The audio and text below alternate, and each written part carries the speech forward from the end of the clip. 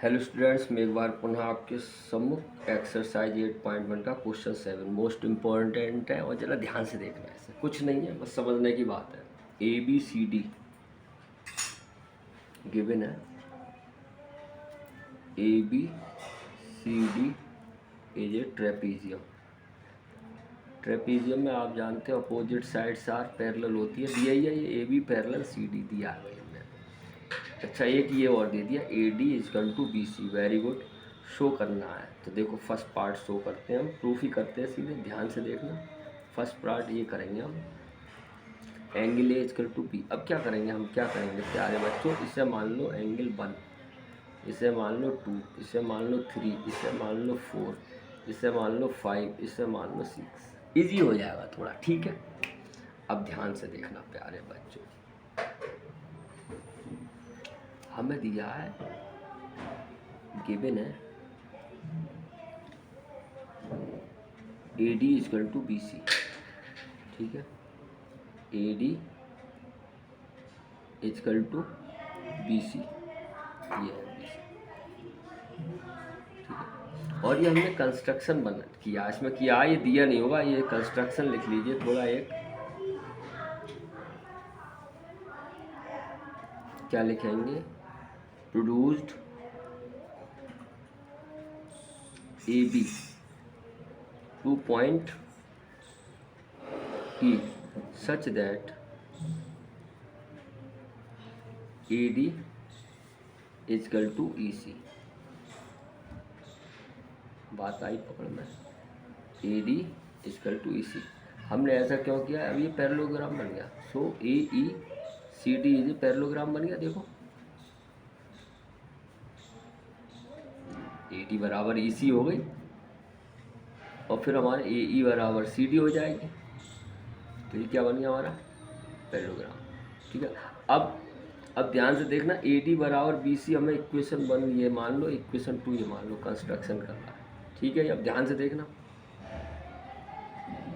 अब from equation first and second, A D बराबर A D है तो बी सी बराबर किसके हो जाएगा बेटा, ई सी के। कहने का तात्पर्य हमारा ये है, बी सी बराबर ई सी के आ गया, यानी बी सी बराबर ई सी आ गया। देखो क्लियर है ये। तो इन ट्राइंगल, अब इधर आ जाओ, ट्राइंगल बी सी ई में बात करते हैं। बी सी ई ये आइसोसेलेस ट्राइंगल बन गया। क्यों, क्योंकि बी सी बराबर कितना दे दिया इसने, ई सी। ध्यान से देखना, बी सी बराबर ई सी दे दिया और अपोजिट साइड्स क्या होती हैं, इक्वल हो जाएंगे। तो बी सी के अपोजिट क्या है हमारी, एंगल 4, और ई सी के अपोजिट एंगल 3। और यहाँ लिख दो opposite sides are equal then opposite angles are also equal. या आप ये भी लिख सकते हो बाई आइसोसेलेस ट्राइंगल प्रॉपर्टी से। क्लियर है, बस हो गया आपका क्वेश्चन। अब बात करते हैं फर्स्ट पार्ट पर। देखो अब हमारे ये क्या हो गया बच्चों, ए ई और ए डी पैरेलल ई सी है। हमने लिखा था ए डी पैरेलल ई सी है, ठीक है।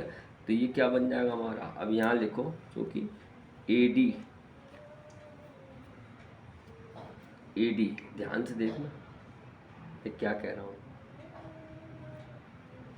ए डी पैरेलल ई सी और ए ई इजे क्या है, ट्रांसवर्जर, ठीक है। A D parallel B E and A E is a transversal. तो इसका मतलब ये दोनों 1 और 4 कैसे एंगल हो गए हमारे, एंगल 1 प्लस एंगल 4 क्या हो गया 180। क्या होगा, ये इंटीरियर एंगल हो गए, होगा इंटीरियर एंगल। देखो जब ये पैरेलल है और ये ट्रांसवर्जल है तो इंटीरियर एंगल का सम 180 होता है। इसका मतलब ये बन गई इक्वेशन 1। अच्छा, अब 2 और 3 में क्या रिलेशन बन रहा है, एल पी। आप जान रहे हैं स्ट्रेट लाइन बन रही है एल पी 180 का, and angle 2 plus angle 3 equal to 180 है। यहाँ क्या लगा, इक्वेशन 2 मानो, ये हो गई लीनियर पेयर। फिगर में देखो आराम से। अब आ जाओ from equation first and second, equation first and second ये बराबर है तो ये बराबर होंगे, यानी angle 1 plus angle 4 equal to angle 2 plus angle 3। यहाँ तक क्लियर है बच्चों? क्लियर। अब देखो एंगल 4 और 3 क्या इक्वल है, तो angle 1 plus angle 4 equal to angle 2 plus angle 3 की जगह 4 लिख लें, क्योंकि एंगल 3 इजकल टू एंगल 4 है, हमने 3 की जगह 4 लिख दिया। एंगल 4 से एंगल 4 कट गया, कट गया।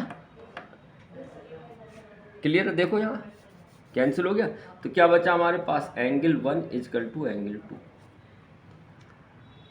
देखो यही तो बचा, एंगल 1 इजकल टू एंगल 2। अब एंगल 1 है क्या हमारे पास, एंगल ए, और एंगल 2 क्या है, एंगल बी। लो भाई फर्स्ट पार्ट हो गया, हैंस प्रूव्ड, हो गया फर्स्ट पार्ट। अब सेकंड देखते हैं, सेकंड यही हो जाएगा, ध्यान से देखना बेटा सेकंड। क्लियर है? अब सेकंड सी और डी। अब बेटा ये बताओ ए बी पैरेलल किसके था, सी डी, ये तो दिया ही है। देखो A B A D parallel B C, या A B parallel C D. बात समझ में आ रहा है? और ये दोनों क्या है, ट्रांसवर्जल है, तो ये भी इंटीरियर एंगल हो गए। बात आ रही समझ में? A B parallel C D and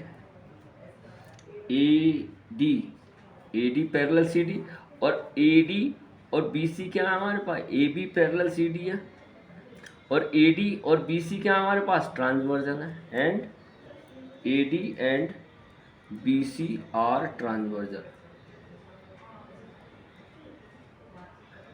है, ट्रांसवर्जन। तो इसका मतलब ये इंटीरियर एंगल होंगे, यानी angle 5 plus angle 1 plus angle 5 कितना होगा, 180। क्यों होगा ये, इक्वेशन 1 मानो, इंटीरियर एंगल। शॉर्टकट में लिख देता हूँ इंटीरियर एंगल। ऐसे ही सिमिलरली या इसी प्रकार सिमिलरली लिख देता हूँ, एंगल 2 प्लस एंगल 6 कितना हो गया, 180। ये हो गया इक्वेशन 2। ये भी कैसे आया, आइए देखो 2 और 6 जुड़ के 180, ये 180। अब देखो फ्रॉम इक्वेशन, अच्छा फर्स्ट सेकंड तो यहाँ मान चुके थे, तो इसे थर्ड मानो बेटा, थर्ड, और ये हो गई 4। फ्रॉम इक्वेशन थर्ड एंड 4 क्या आ जाएगा, ये दोनों इक्वल है, तो इसका मतलब 1 plus 5 angle 5 equal to angle 2 plus angle 6, ये आ जाएगा। अब ध्यान से देखना, एंगल 1 इजकल टू एंगल 2 हम प्रूव कर चुके हैं। देखो इसका मतलब क्या है, 1 की जगह 2 रख दो या 2 की जगह 1 रख दो, तो 1 तो ऐसे लिखो plus √5 plus angle 1 plus angle 6 रख दूँ। अब यहाँ लिख दो, क्योंकि एंगल 1 इजकल टू क्या है, एंगल 2 प्रूव कर रखे हैं। देखो ये दिखा है? तो इसका मतलब ये 1 से 1 कट गया। अब कितना आ गया, एंगल 5 इजकल टू एंगल 6, और एंगल 5 कितना है, एंगल डी, और एंगल 6 कितना है, एंगल सी। लो भाई सेकंड पार्ट हो गया आपका। क्लियर आया सेकंड पार्ट आपको समझ में? सेकंड पार्ट आपका हो गया, ठीक है। अब बात करते हैं थर्ड पार्ट की। थर्ड पार्ट की देखो हम लेते हैं यहाँ, थर्ड पार्ट देखना बेटा। थर्ड पार्ट के लिए इन्हीं ट्राइंगल में आ जाओ, in triangle A B C and triangle B A D. ध्यान से देखना धैर्य के साथ। अब मैं इस फिगर को थोड़ा यहाँ बना देता हूँ, जिससे कि आपको समझ में आया, यहाँ थोड़ा वैसा हो गया ना, ए डी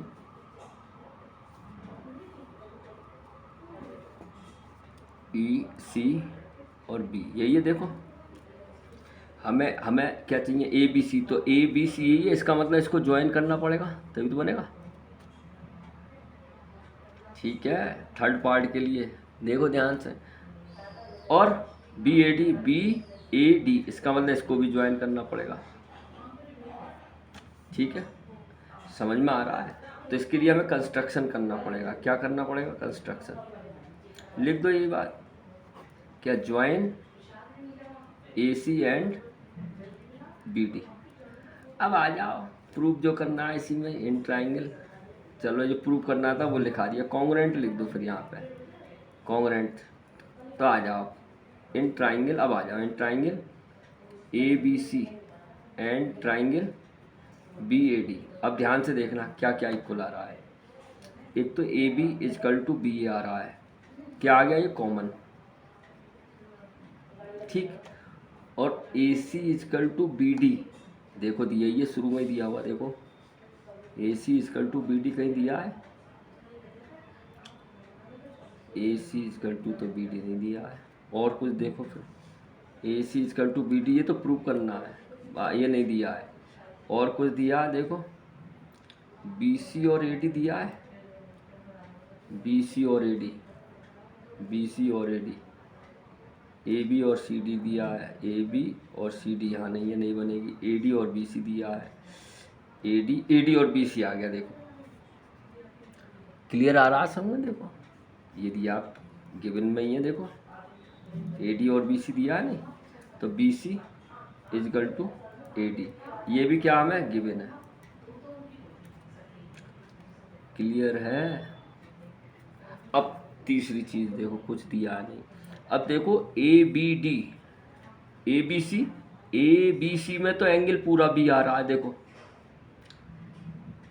और बी ए डी में पूरा एंगल बी आ रहा है, और एंगल ए बराबर बी हम प्रूव कर चुके हैं, देखो ये है, एंड एंगल ए बराबर एंगल बी प्रूव्ड है वो।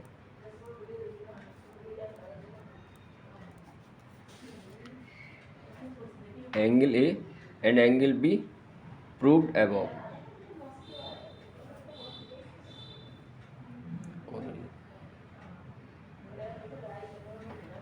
ठीक है, देखो एंगल ए बी प्रूव किया है ना, देखो एंगल ए बी ये दिया, फर्स्ट पार्ट ही कर रहा था, प्रूव कर चुके हम।